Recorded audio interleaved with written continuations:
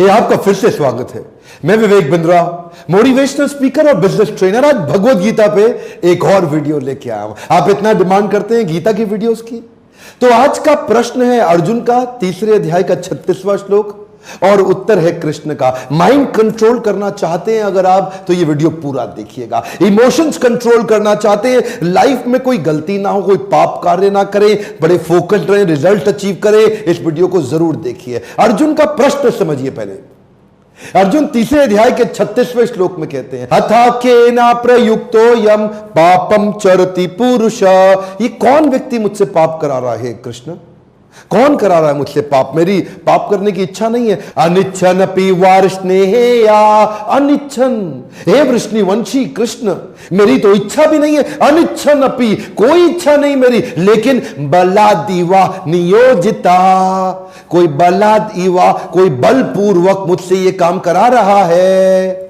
हे कृष्ण, मैं ये गलतियां क्यों कर बैठता हूं? मैं क्यों फोकस से डिस्ट्रैक्ट हो जाता हूं? क्यों मैं अपने गोल से डिस्ट्रैक्ट हो जाता हूं? ऐसा क्यों होता है कि मैं एब्जॉर्ब नहीं रह पाता? ऐसा क्यों होता है कि मेरा माइंड कंट्रोल में नहीं रहता? ऐसा क्यों होता है कि मैं इधर उधर भटकने लग जाता हूं? कृष्ण क्या कहते हैं 3.39, आवृतम ज्ञान में तेना ज्ञानिनो नित्य वैरिना।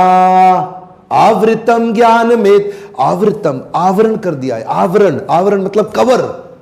आवृतम ज्ञान में इतने आपके सारे ज्ञान को कवर कर दिया है। ज्ञानी नो नित्य वे, ये ज्ञानी व्यक्ति का नित्य वैरी, वैरी मतलब शत्रु। ज्ञानी नो नित्य वैरी ना काम रूपेण कौन्ते हे या, हे कौन्ते मतलब कुंती पुत्र, हे कुंती पुत्र, ये काम के रूप में आता है। लस्ट, लस्ट काम के रूप में। दुष्पुरेन अनलेन च, ये ऐसी अग्नि है। दुष्पुरेन अनल, अनल मतलब अग्नि, ये ऐसी अग्नि है। पूरे न दुष्पूरे, ये पूरी नहीं होती, कभी बुझती नहीं, ऐसी आग है। ये जो लस्ट है, लस्ट, ये ऐसी आग है। तो लस्ट के कारण ही ये सारी डिस्ट्रैक्शन हो रही है। ये लस्ट होता क्या है? लस्ट का मतलब कई लोग समझते होता है केवल सेक्स डिजायर। नहीं सर, केवल सेक्स डिजायर लस्ट नहीं है। Any desire which is outside goal statement is lust. दोबारा सुनिए, कम ऑन, एक बार और सुनिए। एनी डिजायर, कोई भी थॉट प्रोसेस जो आपके गोल से बाहर है, वो लस्ट है। एनी डिजायर, एक बार समझिए ध्यान से बात को, जैसे भगवान का भक्त होता है, उसके लिए भक्ति के बाहर कोई भी डिजायर वो लस्ट है। कोई भी डिजायर का मतलब क्या होगा? मेरे को बड़ी गाड़ी खरीदनी है, you are lusting behind that car. मेरे को गोलगप्पे खाने हैं, you are lusting behind the golgappa. मुझे किसी स्त्री के साथ संबंध बनाना है, you are lusting behind that beautiful women. इसका मतलब क्या है? लस्ट, जो भी गोल स्टेटमेंट से बाहर वो लस्ट, और यही आपको फंसा देता है। काम रूपेण कौन्ते हे या, ये कामना के रूप में आएगा हे कुंती पुत्र। दुष्पुरेन नलेन, ये ऐसी अग्नि है, इसमें जब घी डालोगे आग बुझाने के लिए, तो जब घी डालते हो आग बुझाने के लिए, तो आग बुझती नहीं है और बढ़ जाती है।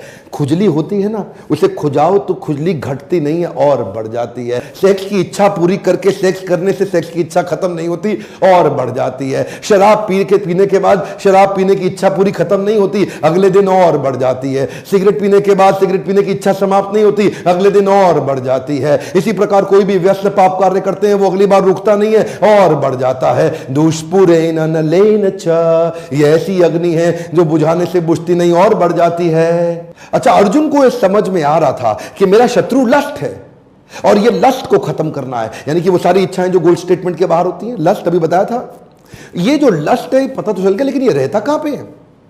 अब उसका एड्रेस भी तो चाहिए ना आपको। आपको आपका एनिमी मिल जाए तो आप गोली मारेंगे, खत्म करेंगे, लेकिन आपको उसका एड्रेस चाहिए। वो रहता कहां पे है? तो अगले श्लोक में कृष्ण ने एड्रेस दे दिया। इंद्रियाणि मनोबुद्धिर अधिष्ठानम उच्यते एतिर विमोह्यति एषा ज्ञानम आवृत्य देहिनाम। यानी कि एड्रेस क्या है? इंद्रियाणि मनोबुद्धिर, इंद्रिय मन और बुद्धि अधिष्ठानाम उच्यते, यही है इसके अधिष्ठात्री। अधिष्ठात्री मतलब अधिष्ठाता, अधिष्ठाता मतलब यही रहते हैं। इंद्रिय, मन और बुद्धि, इन 3 जगह पे जाके लस्ट रहता है। अगर आपको लस्ट को अटैक करना है तो इंद्रिय, मन और बुद्धि को प्यूरिफाई कर दो। वो प्यूरिफाई, जस्टिफाई मत करो, प्यूरिफाई करो, क्योंकि अगर नहीं किया, एतिर विमोहयति, विमोहित, विमोहित, ये आपको विमोहयति, ये इतना विमोहित कर देगा। ज्ञानम आवृत्य देहि नाम, ज्ञान से ज्ञान को आवरण डाल देगा। आवरण, ढक्कन है, जितना ढक्कन मोटा बटा उतना धंधा छोटा। तो अब एड्रेस भी पता चल गया, अब समझना है कि इसको ठीक कैसे किया जाए। पूरा वीडियो देखिएगा ध्यान से। अगले श्लोक में कहते हैं तस्मात् त्वम् इंद्रियाणि आदो नियम या भरतर्षभा पाप्मानां प्रजह्येनम ज्ञान विज्ञान नाशनम। इसमें कृष्ण वर्ड यूज करते हैं तस्मात्। ध्यान से सुनिएगा मेरी बात को। तस्मात् का मतलब होता है देयरफॉर। देयरफॉर हिंदी में कहते हैं इसलिए। देयरफॉर वर्ड का यूज कब किया जाता है? देयरफॉर वर्ड को यूज करते हैं जब कुछ बात को कंक्लूड करना हो। मान लो पहले कुछ बातें कही और बाद में उसका सारांश देके उस बात को कंप्लीट करना हो, तो कृष्ण क्या कहते हैं? तस्मात् त्वम् इंद्रियाणि आदो। हे अर्जुन, त्वम इंद्रियाणि आदो, इंद्रियों से शुरुआत करो। आदो मतलब बिगिनिंग में, इंद्रियों से शुरुआत करो। इसका मतलब अर्जुन, मैंने पिछले श्लोक में बताया था ना, मतलब कृष्ण ने कि इंद्रिया, मन और बुद्धि तीन जगह पे ये कामना रहती है। तो कृष्ण क्या कह रहे हैं? सबके चक्कर में मत पड़ो, तुमसे होगा ही नहीं। तुम खाली इंद्रियों को कंट्रोल कर लो बस। क्या करो?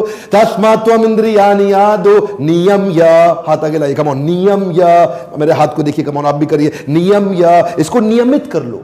नियमित मतलब रेगुलेट कर दो। किसको रेगुलेट करो? सेंसेस को। सेंसेस कौन सी है? आंख, नाक, जीवा, कान, त्वचा। One more time, come on, आंख, नाक, जीवा, कान, त्वचा, ये 5 सेंसेस को रेगुलेट कर लो। अब समझिए ये पूरा का पूरा आपको मैं यहां पे चार्ट दिखाऊंगा, पर चार्ट से पहले समझिए पाप्मानां प्रजह्येनम, ये इतने पाप कराएगा आपसे। ज्ञान विज्ञान नाशनम, ये आपके ज्ञान और विज्ञान का नाश कर देगा।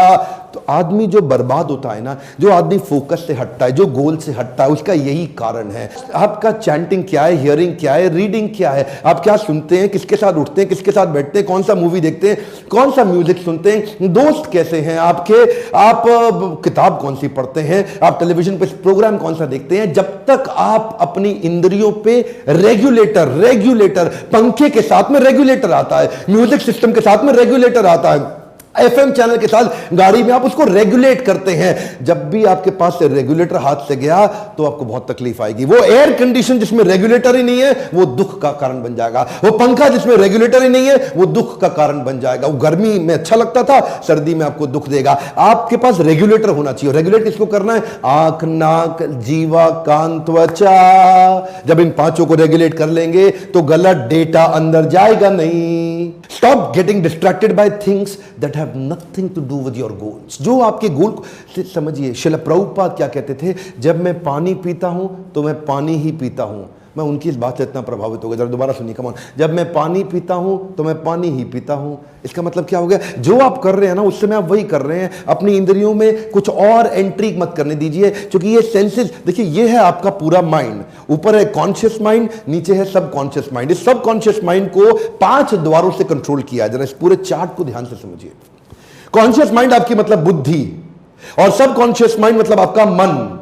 तो 3 बातें बताई थी ना, क्या बताया था? इंद्रियाणि मनोबुद्धि। ये इंद्रिया मतलब 5 गेट, आंख, नाक, जीवा, कान, त्वचा, ये 5 गेट हो गए मन के आसपास, और ऊपर है बुद्धि। अब ये बुद्धि, इंद्रिय और मन यहीं पर लस्ट आके रहता है। लेकिन जो अंदर घुस गया इन गेट से, मन के जो अंदर घुस चुका है, उसका तो अभी भी कुछ कर नहीं सकते ना। तो कृष्ण क्या कहते हैं? मैं तुम्हें आसान तरीका बताना चाह रहा हूं अर्जुन, मेरी बात सुनो, इधर उधर चक्कर मत लगाओ तुम। तस्मात् त्वम् इंद्रियाणि आदो। आदो मतलब बिगिनिंग, शुरुआत के लिए पहला स्टेप समझो। खाली इंद्रियों को ठीक कर लो। अंदर जो अब तक घुस चुका है आपके, घुस चुका है ना, कोई बात नहीं, अब और मत घुसने दो। आंख के बाहर गेट कीपर लगा दो। वही देखूंगा जो मेरे काम का, नहीं तो नहीं देखूंगा। वही सुनूंगा जो मेरे काम का, नहीं तो नहीं सुनूंगा। वही खाऊंगा जो मेरे काम का, नहीं तो नहीं खाऊंगा। वही सूंघूंगा, उसी को हाथ लगाऊंगा, उसी के साथ उठूंगा बैठूंगा, वही जाऊंगा, वही करूंगा। गोल से बाहर कुछ नहीं करूंगा। तस्मात् इंद्रियाणि आदो। शुरुआत यहीं से होगी। इन 5 इंद्रियों को गोल पे झोंक दो। इनको बिल्कुल, इसे क्या बोलते हैं? एकाकी की भावना। ये 5 इंद्रियां जब एक गोल पर लग जाएंगी ना, तब दिक्कत नहीं आएगी। समस्या क्या ये होती क्यों नहीं? क्योंकि भगवत गीता पढ़ते नहीं है। कब से बोल रहा हूं, कितने वीडियो में बोल चुका हूं, जाओ गीता खरीदो, पढ़ो, बांटो, सबको समझाओ। और वही मैं देखिए बड़ा आसान है जो कृष्ण ने दिया ना।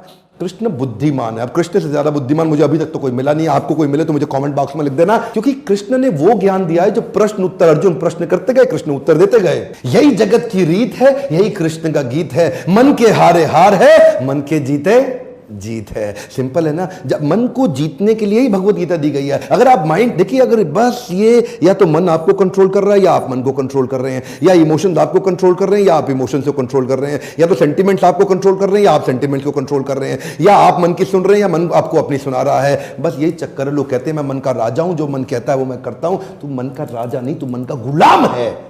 क्योंकि जो मन कहता है वो तू करता है, और जो जो मन कहता है तू वो करता है, तो तू गुलाम हुआ, राजा कहां से हुआ। इसलिए यही ट्रेनिंग है। पहले इंद्रियों को रोकना शुरू कर दो, अंदर सही कंटेंट भेजना शुरू कर दो माइंड के अंदर, और जब प्यूरिफाइड कंटेंट अंदर जाएगा तो अंदर भी सब धुल के साफ हो जाएगा। और जब अंदर धुल के साफ हो जाएगा तो बुद्धि, डिसीजन मेकर जब भी डिसीजन लेगा, मन उसको पॉपअप हमेशा अच्छी चीजों का देगा। पॉपअप समझते हैं ना, पॉपअप। तो ये मन बुद्धि को, यानी कि सबकॉन्शियस माइंड कॉन्शियस माइंड को पॉपअप देता है। पॉपअप कहां से निकाल के देगा? जो अंदर घुसा है वही तो देगा। Garbage in garbage out, negative in negative out, good in good out, positive in positive out. इंद्रियों से जो अंदर गया वही